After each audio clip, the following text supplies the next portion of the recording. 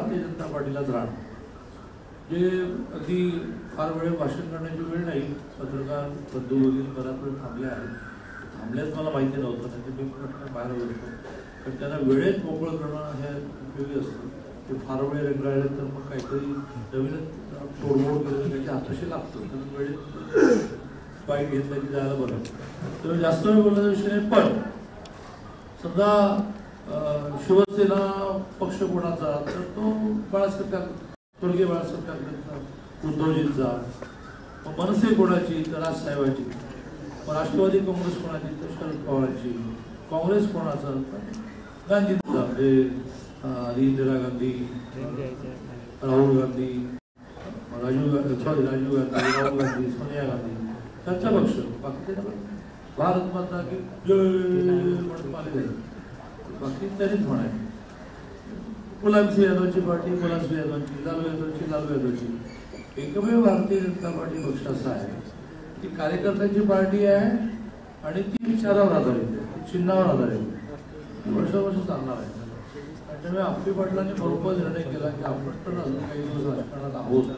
त्यात ह्या एका अर्थाने प्रभावी राजकारणामध्ये आपण पक्षावर राहिलं पाहिजे.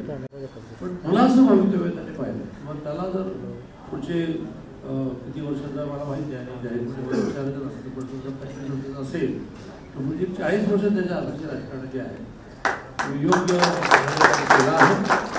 मी भारतीय जनता पार्टीच्या आता म्हटलं असेल सगळ्या जुन्या कार्यकर्त्यांना असं सांगेल की नव्याने आलेले त्यांचं कल्चर घेऊन येत असतं, त्यांचे सवयी घेऊन येत असतं, त्यांचे हट्ट घेऊन येत असतं. ते लक्षात घेऊन आपण जर वागलो तर आपल्यामध्ये ते सगळेजण मिक्स व्हायला वेळ लागत नाही.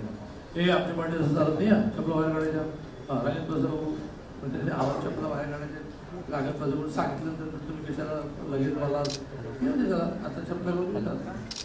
असं सगळेजण काम करून नगरपालिका, महानगरपालिका, पंचायत समिती, जिल्हा परिषद रांगेने निवडणुका लागलेल्या आहेत. जो जो पक्षामध्ये प्रवेश करेल त्याची फार मोठी काही पार्श्वभूमी नाही आहे ना, असं बघून आपल्याला सगळ्यांना प्रवेश दिला पाहिजे, पार्टी प्रवेश केली पाहिजे. त्यामुळे ह्या सगळ्या प्रवेश करणाऱ्यांचं अभिनंदन करतो की त्यांनी जगातल्या सगळ्यात मोठ्या पार्टीचं म्हणजे जगातला आपण भारत सध्या क्रमांक 1 वर आहोत पॉप्युलेशनमध्ये. मग चायना आहे, पण डायरेक्ट अमेरिका येईल 22 कोटी. तर 22 कोटी अमेरिकेचं पॉप्युलेशन आणि आपली मेंबरशिप 18 कोटी. आपल्याला मतं पडतात 28 कोटी होती. अमेरिकेच्या पॉप्युलेशनपेक्षा आपले मतं असतात इतके आपण कुठे जातो.